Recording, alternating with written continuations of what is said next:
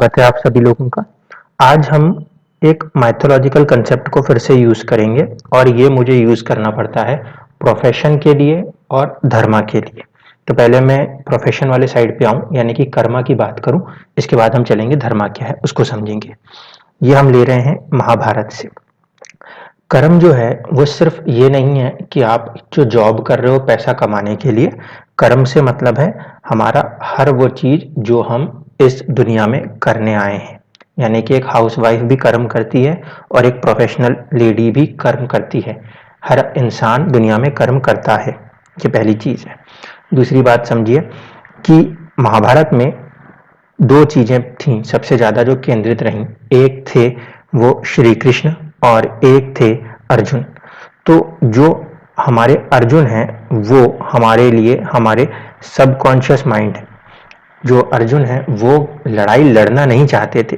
वो कह रहे थे कि नहीं, मुझसे नहीं हो पाएगा, मैं नहीं लड़ पाऊंगा महाभारत का युद्ध। और वो युद्ध क्या है, वो युद्ध वहां पे कर्म था। वहीं पर दूसरे हैं वो हैं श्री कृष्ण जी। वो कह रहे हैं कि नहीं, तुम इसी के लिए जन्मे हो, ये तुम्हारा कर्म है और तुम्हें ये करना ही होगा। इसका मतलब क्या है कि कुंडली के अंदर एक तो हम देखते हैं वो है लग्नेश, जो हमें बताता है हमारी सोच क्या है, हम अपने बारे में क्या सोचते हैं, हमारा सबकॉन्शियस माइंड क्या है। लेकिन प्रोफेशन के अंदर, कर्म के अंदर दूसरी एक चीज जुड़ती है, वो होती है सराउंडिंग्स। तो जो यहाँ पे श्री कृष्ण जी का एक दर्शन दिखाया गया है वो असल में इस बात को दर्शाता है कि इंसान के लिए उसका एक कर्मा फिक्स्ड है। यानी कि हमारा जो दसम भाव है वहाँ का जो नक्षत्र स्वामी आएगा उसने भी आपके लिए एक कर्म को फिक्स करके रखा है, जिस कारण से आपका जन्म हुआ है। कई बार ऐसा होगा कि आपका लगन का जो नक्षत्र आ रहा है उसका स्वामी और आपके दसम भाव के नक्षत्र स्वामी आपस में मित्र होते हैं, तो उसमें उनको जो भी वो काम करना चाहते हैं उसमें वो सफल होते हैं और अपने आप को बहुत ही खुश महसूस करते हैं। तो ऐसे लोग फिर प्रोफेशन के अंदर आसानी से राइज करते हैं। बहुत सारे केसेस में क्या होता है कि हमारा जो दसम भाव होता है उसके अंदर का जो नक्षत्र आता है वो हमारे लगन से, हमारे सबकॉन्शियस माइंड से उतना मैच नहीं करता, उसकी सराउंडिंग्स मैच नहीं करती। इस कारण से दुनिया में बहुत सारे लोग प्रोफेशन में तो हैं लेकिन अपने प्रोफेशन को एंजॉय नहीं कर पाते, वहां पे वो खुश नहीं फील कर पाते। तो ये माइथोलॉजी यहाँ कैसे काम कर रही है। अर्जुन जो हैं वो नहीं चाहते कि मैं युद्ध लड़ूं, लेकिन श्री कृष्ण जो वहां पे सराउंडिंग्स हैं उसको देख के उनसे कह रहे हैं कि नहीं, आपको ये कर्म करना ही है। और अगर आप अपने सबकॉन्शियस माइंड को उस दिए हुए कर्म से जोड़कर आगे बढ़ेंगे तभी आप सक्सेस हैं, अन्यथा आप सक्सेस नहीं है। इसी का एक और एक उदाहरण हम देखें तो वो है डॉक्टर एपीजे अब्दुल कलाम जी। ये अपने आप को एक फाइटर पायलट बना हुआ देखना चाहते थे।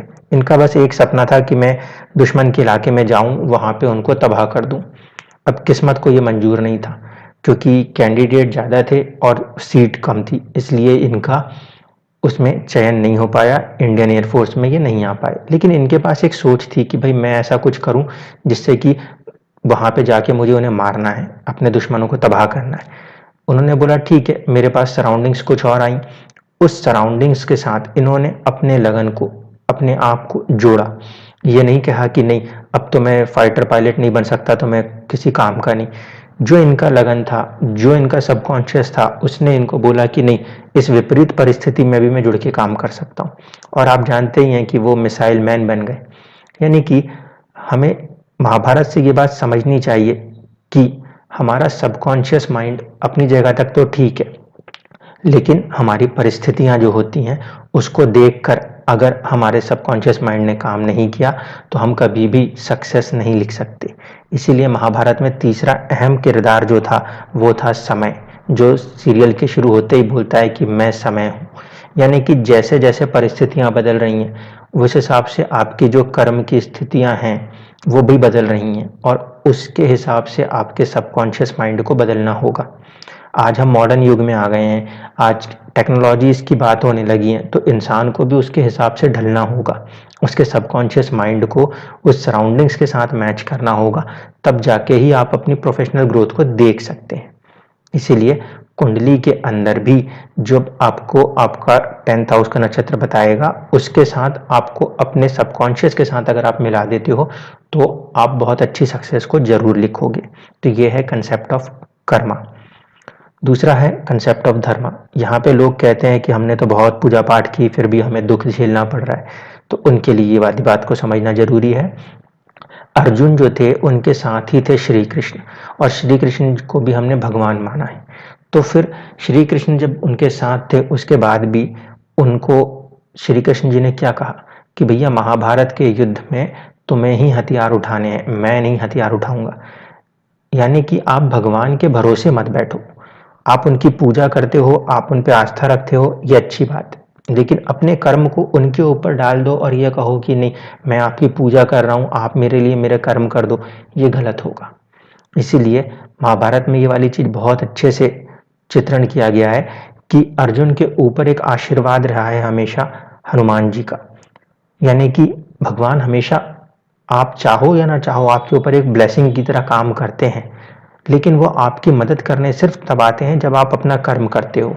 ये किस तरह से दिखाया गया है, जब अर्जुन के ऊपर भीष्म पितामह काफी हावी होने लगते हैं तब श्री कृष्ण खुद सामने आते हैं कि अब मैं हथियार उठा लेता हूं। यानी कि जब तक आप कर्म नहीं करोगे तब तक भगवान भी आपकी कोई सहायता नहीं कर सकते। जब श्री कृष्ण को लगा कि नहीं अब अर्जुन की जिंदगी के ऊपर कहीं खतरा आ सकता है, कर्ण के पास कोई शक्ति है, तो उन्होंने घटोत्कच तक को बुलाया। तो आपका भगवान तभी आपके साथ काम करता है जब आप अपने कर्म पे फोकस होते हो। अगर आप अपने कर्मों को उनके ऊपर डालोगे तो गीता साफ शब्दों में कहती है कि फिर फल की उम्मीद भी मत करो, और फल की उम्मीद कर्म करते वक्त भी मत करो। उन्होंने यही कहा कि आपको हमने एक जन्म दिया है तो आपको एक कर्म को करने के लिए भेजा है, आप उस कर्म को कर रहे हो तो फिर आपको फल जरूर मिलेगा। अगर आप उस कर्म को जो आपको करने को भेजा है आप उसे नहीं कर रहे तो फल नहीं मिलेगा। अब कुछ लोगों को एक कर्म दिया जाता है जैसे कि संतों का कर्म है, वो क्या करते हैं, बहुत ज्ञान को अर्जित करते हैं, पूजा पाठ करते हैं और उसके बाद उस ज्ञान को दूसरों में फैला रहे होते हैं, वहां पे वो कर्म कर रहे होते हैं, वो कहलाता है धर्म। यानी कि दूसरों की हित के लिए, दूसरों की अच्छाई के लिए जब वो कर्म करते हैं तब उसे हम धर्म कहते हैं। अगर आप सिर्फ ये सोच के पूजा पाठ कर रहे हो कि मुझे कुछ लाभ प्राप्त हो, मैं अपने कोई गेन्स के लिए किसी की पूजा कर रहा हूं, तो फिर वो धर्म है ही नहीं, वो सिर्फ एक स्वार्थ है। इस कारण से ऐसी मनोकामनाएं ऊपर वाला कभी पूरा नहीं कर सकता। इसलिए आपको अगर ऐसा लगता है कि नहीं आपने पूजा की और आपको फल नहीं मिला, तो आपको ये सोचना चाहिए कि पूजा के साथ आपने क्या कर्म किया जिस कर्म को करने के लिए ऊपर वाले ने भेजा था। यहाँ पे भी समय का एक इम्पॉर्टेंट रोल है, क्योंकि समय के साथ परिस्थितियां बदलती हैं और वही परिस्थितियां इंसान से कर्मों को करवाती हैं। धर्म अपने आप में एक बहुत बड़ी चीज है, लेकिन वो तब जब आप इंसानियत को धर्म मान के इंसान की मदद करते हो तब। अगर आप सिर्फ इस चीज को देखते हो कि मैं सिर्फ पूजा कर रहा हूं और मुझे बदले में भगवान कुछ दे, ऐसा कतई संभव नहीं है। तो मुझे उम्मीद है कि आपको कर्मा और धर्मा दोनों कंसेप्ट समझ में आएंगे। आपको पूजा पाठ करनी चाहिए, आपको आस्था रखनी चाहिए, लेकिन आस्था के साथ साथ अपने कर्म को करना चाहिए। और दूसरी चीज कि जब हम कर्म करें तो कर्म को ये समझ के करें कि हम किसी एक कर्म को करने के लिए ही आए हैं, उस कर्म को करना ही हमारी जिंदगी है। उस समय हमें अपने सबकॉन्शियस को अगर हमने उस कर्म के साथ मिला लिया तो हम अपनी जिंदगी को बहुत ज़्यादा एंजॉय करेंगे, अन्यथा हम हमेशा परेशान ही फील करेंगे। आई होप कि आपको ये कंसेप्ट समझ में आया होगा।